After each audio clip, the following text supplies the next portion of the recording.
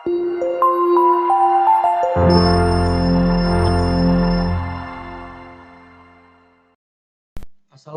warahmatullahi wabarakatuh. Perkenalkan, nama saya Angga Anggoman Hidayat dengan nomor pokok mahasiswa 10060314163 dari Fakultas MIPA, Prodi Farmasi. Di sini saya akan memaparkan hasil pengujian saya yang berjudul Optimasi Perbandingan Uji Afinitas dan Toksisitas Bahan Baku Plastik Bisphenol A dan Chloroglycinol dari Sargassum duplicatum terhadap reseptor estrogen dengan metode in silico. Adapun pokok bahasan yang saya angkat pada kesempatan kali ini yaitu yang pertama pendahuluan, metode penelitian, dilanjutkan bahan dan alat, juga prosedur, dan hasil dan pembahasan, kemudian terakhir kesimpulan dan saran. Kanker. Kanker adalah penyakit akibat pertumbuhan tidak normal dari sel-sel jaringan tubuh yang berubah menjadi sel kanker. Kanker payudara dapat disebabkan salah satunya dari bahan baku plastik yaitu bisphenol A. Bisphenol A merupakan senyawa sintetik dengan formula kimia termasuk ke dalam kelompok derivat difenilmetana dan bisphenol dengan dua kelompok hidroksifenil. Adapun senyawa alternatif bahan baku plastik yang saya bandingkan dengan bisphenol yaitu chloroglycinol, yang dimana merupakan oligomer penyusun chlorotanin yang dapat dihasilkan dari alga coklat, di mana senyawa tersebut memiliki potensi sebagai efek inhibisi melawan pertumbuhan sel kanker payudara MCF7 melalui induksi apoptosis.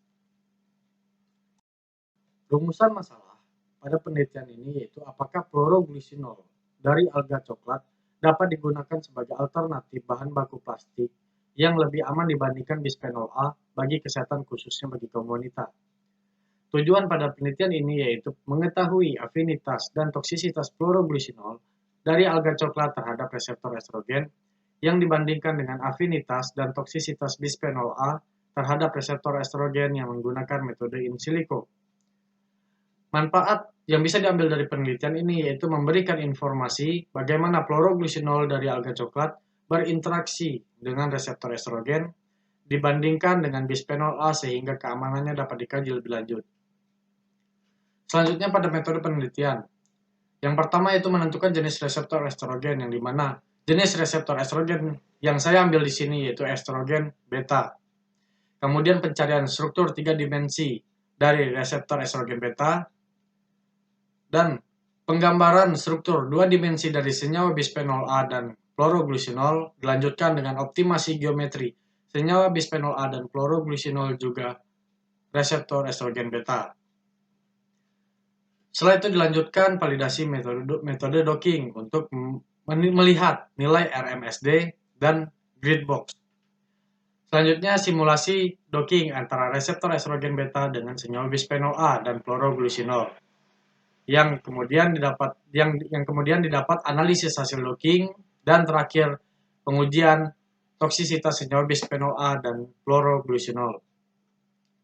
Adapun bahan dan alat yang saya pakai pada pengujian ini yaitu struktur 2 dimensi bisphenol A dan chloroglycinol, struktur 3 dimensi makromolekul reseptor estrogen beta, dan pada alat yaitu laptop dengan spesifikasi RAM 4 GB, prosesor Intel Core i3, dan sistem operasi Windows 10. Pada perangkat lunak, yaitu perangkat lunak yang digunakan adalah BioVia Discovery Studio 2016, ChemBioDraw 2 dimensi, juga ChemBioDraw 3 dimensi versi 15.0, MGL Tools versi 1.5.6 yang dilengkapi dengan Autodox Tools versi 4.2.6, dan Tox3. Prosedur kerja. Pertama, menggambar struktur 2 dimensi dan 3 dimensi senyawa uji menggunakan software ChemDraw Professional versi 15.0. Selanjutnya, pengunduhan struktur makromolekul diunduh pada website rcsb.org Protein Data Bank dengan kode PDB3OLS. Selanjutnya, validasi metode docking menggunakan software MGL Tools versi 1.5.6 yang dilengkapi dengan Autodox Tools versi 4.2. Kemudian dilanjutkan dengan simulasi docking antara reseptor dan senyawa uji menggunakan software MGALS Tools versi 1.5.6 yang dilengkapi dengan Autodox Tools versi 4.2. Kemudian analisis hasil docking menggunakan software BioVia Discovery Studio Visualizer 2016 dan pengujian terakhir yaitu prediksi toksisitas senyawa uji menggunakan software Tox3 versi 3.1.0. Selanjutnya hasil dan pembahasan. Pertama-tama itu validasi metode docking yang dimana ukuran grid box harus dapat menutupi seluruh bagian senyawa ligan alami dan ligan uji agar diperoleh hasil yang baik. Juga metode dikatakan memenuhi syarat jika nilai RMSD kurang dari 2 Armstrong.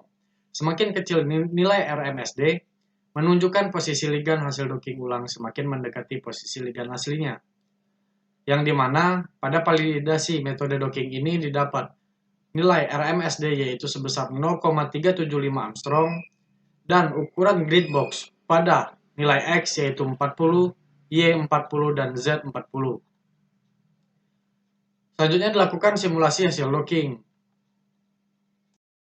Berdasarkan hasil dari simulasi docking, energi bebas ikatan yang didapat dari senyawa bisphenol A sebesar minus 7,70 kilokalori per mol dan senyawa fluoroglucinol sebesar minus 4,67 kilokalori per mol.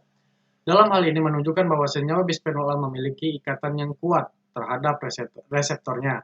Dibanding sekian pemaparan dari saya, jika terdapat salah kata saya mohon maaf. Terima kasih. Wassalamualaikum warahmatullahi wabarakatuh.